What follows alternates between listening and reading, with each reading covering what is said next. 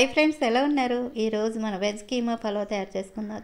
చాలా రుచికరంగా ఉంటుందండి. తప్పకుండా వీడియోని ఫస్ట్ నుంచి లాస్ట్ వరకు చూడండి. నేను అన్ని కొలతల ప్రకారం చూపిస్తాను. అలాగే వీడియో నచ్చితే మాత్రం ప్లీజ్ లైక్ చేయడం మర్చిపోకండి. అలాగే మన ఛానల్ని సబ్స్క్రైబ్ చేయండి.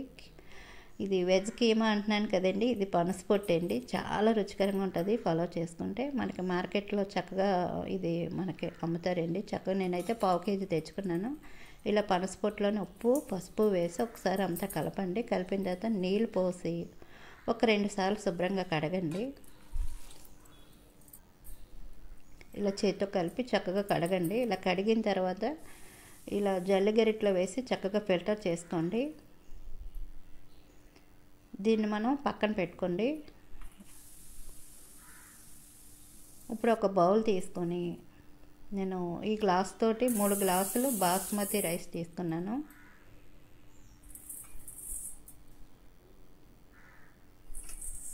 రైస్ వేసిన తర్వాత నీళ్ళు పోసి రైస్ని కడగండి. ఇలాగ చేతితో కలిపి మీకు కడిగిన తర్వాత చూపిస్తాను. వాటర్ లేకుండా మనకి రైస్ మాత్రమే ఉండాలి. దీన్ని పక్కన పెట్టుకుందాం. మూత పెట్టుకొని ఒక అరగంట సేపు నానాలండి. మనం రైస్ దేంతో తీసుకున్నామో అదే కప్పుతోటి, అంటే 3 కప్పులు కదా రైస్ తీసుకున్నాం, 4.5 కప్పులు మనం వాటర్ పోసుకోవాలండి ఒక గిన్నెలోని. దీన్ని గ్యాస్ మీద పెట్టి చిన్న మంట మీద నీళ్ళని మరగనివ్వాలండి. ఇలా నీళ్ళు గ్యాస్ మీద పెట్టి చక్కగా మరగనివ్వండి చిన్న మంట మీద. ఇప్పుడు మనం పచ్చిమిరపకాయలు నేను ఒక 5 తీసుకున్నాను. దీన్ని మరీ మెత్తగా వేయకండి మిక్సీలోనే, వీడియోలో చూపించినట్టు ఈ విధంగా వేసుకోండి. చూడండి, ఈ విధంగా మనం వేసుకోవాలి. నేనైతే రోట్లో దంచుకున్నాను.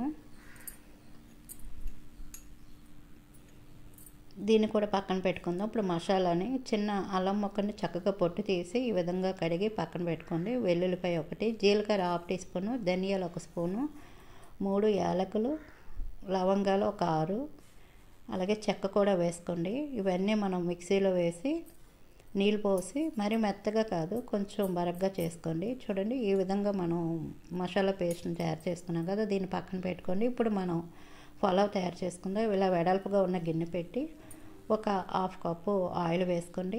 ఒక పావు కప్పు నెయ్యి వేసుకోండి.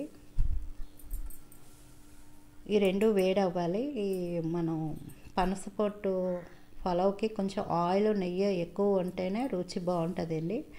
ఈ 2 వేడైన తర్వాత బిర్యానీ ఆకులు, షాజీరా, అలాగే లవంగాలు, యాలకులు, చెక్క, మరాఠీ మొగ్గలు ఇవన్నీ వేసుకొని చక్కగా 1 నిమిషం వేపండి. ఇలా వేగిన తర్వాత ముందుగా మనం ఉల్లిపాయని కట్ చేసుకున్నాం. ఉల్లిపాయని ఇలా నిలువుగా కట్ చేసుకోండి. ఉల్లిపాయ వేసిన తర్వాత పచ్చిమిరపకాయ పేస్ట్ కూడా వేసుకోండి. మరలా చెప్తున్నాను, పనసపొట్టు పలావ్కి కొంచెం ఆయిల్ నెయ్యి ఎక్కువ ఉంటేనే దాని రుచి బాగుంటుందండి. ఇది మాత్రం గుర్తుపెట్టుకోండి. చక్కగా ఉల్లిపాయ వేగింది. చూడండి, ఉల్లిపాయ వేగిన తర్వాత ముందుగా మనం మసాలా పేస్ట్ చేసుకున్నాం కదా, ఇది కూడా వేసుకొని చక్కగా పచ్చి వాసన లేకుండా ఒక 2 నిమిషాలు వేపుకోండి.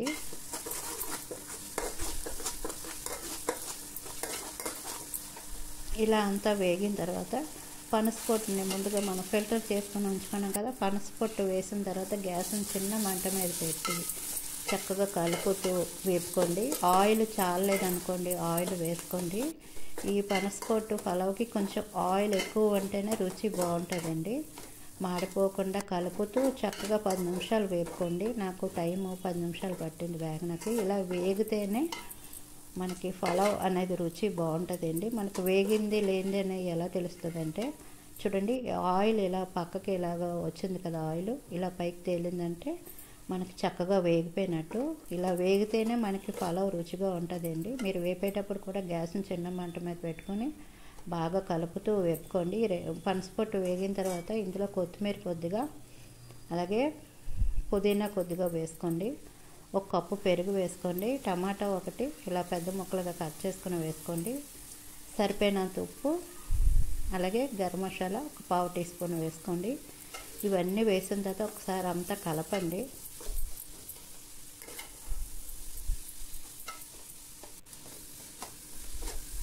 అంటే టమాటా కొంచెం మెత్తగా అవ్వాలండి, బాగా వేగక్కర్లేదు. మీకు చూపిస్తాను టమాటాను కూడా. చక్కగా ఇలా మెత్తబడితే సరిపోద్దండి. ఇలా వేగిన తర్వాత ముందుగా మనం బాస్మతి రైస్ని కడిగి పక్కన పెట్టుకున్నాం కదా, రైస్ని మాత్రమే వేసుకోండి, వాటర్ లేకుండా. ఇలా రైస్ వేసిన తర్వాత కొంచెం నెమ్మదిగా కలపండి, లేదంటే రైస్ విరిగిపోతుంది. ఒకసారి నెమ్మదిగా గరిటెతోటి చక్కగా కలపండి. ఇలా కలిపిన తర్వాత ముందుగా వాటర్ని మనం వేడి చేసుకుని ఉంచుకున్నాం కదా, వేడిగా ఈ వాటర్ని వేసుకోండి. మనం కొలిచి కూడా ఉంచుకున్నాం ఒక గిన్నెలోని. నేను చక్కగా వేడి చేసుకున్నాను. ఇలా వేడిగా వాటర్ వేయడం వల్ల రైస్ అనేది పొడిగా వస్తుంది, మనకి తొందరగా ఉడుకుతుందండి. వాటర్ని వేడి చేసుకుని చక్కగా వేసుకొని ఒకసారి కలపండి. ఇలా కలిపిన తర్వాత అంటే ఉప్పు సరిపోయిందో లేదో ఒకసారి టేస్ట్ చూడండి. నాకైతే కరెక్ట్గా సరిపోయిందండి. చాలకపోతే ఇప్పుడు వేసుకోవచ్చు. గరిటె తీసి చక్కగా మూత పెట్టుకుని గ్యాస్ని చిన్న మంట మీద పెట్టి ఉడికించుకోండి. ఉడికిందో లేదో ఒకసారి చెక్ చేద్దామండి. మూత తీసి రైస్ని ఒకసారి ఇలా నొక్కి చూడండి, ఉడికినట్టు మీకు తెలుస్తుంది. చూడండి, రైస్ కూడా కరెక్ట్గా ఉడికిందండి. ఒకసారి మీకు కలిపి చూపిస్తాను. ఇప్పుడు గ్యాస్ ఆఫ్ చేసుకోండి. గ్యాస్ ఆఫ్ చేసుకున్న తర్వాత ఒకసారి కలిపి చూపిస్తున్నాను. మరలా ఒకసారి చెక్ చేసుకుందామండి. రైస్ చక్కగా ఇలా ఉడికిందండి.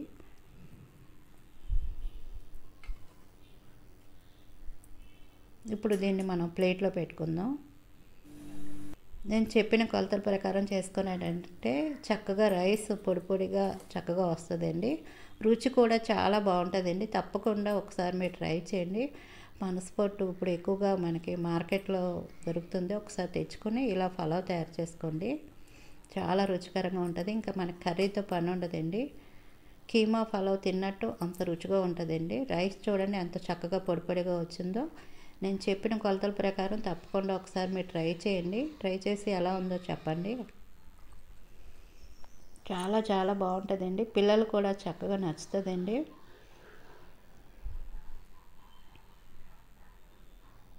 మీకు రైసు నేను కలిపి కూడా చూపిస్తాను. ఇలా కచంబరి కొద్దిగా వేసుకొని నిమ్మకాయ కూడా పిండండి, నిమ్మరసం కొద్దిగా వేసి ఇలా కలుపుకొని తింటే చాలా బాగుంటుందండి. తప్పకుండా ఒకసారి ట్రై చేయండి. చాలా రుచికరంగా ఉంటుంది. ఇది వేడిగా తింటే చాలా బాగుంటుందండి. పిల్లలు కూడా చాలా బాగా నచ్చుతుందండి. పనసపొట్టు కూడా మనకి ఆరోగ్యానికి చాలా మంచిదండి.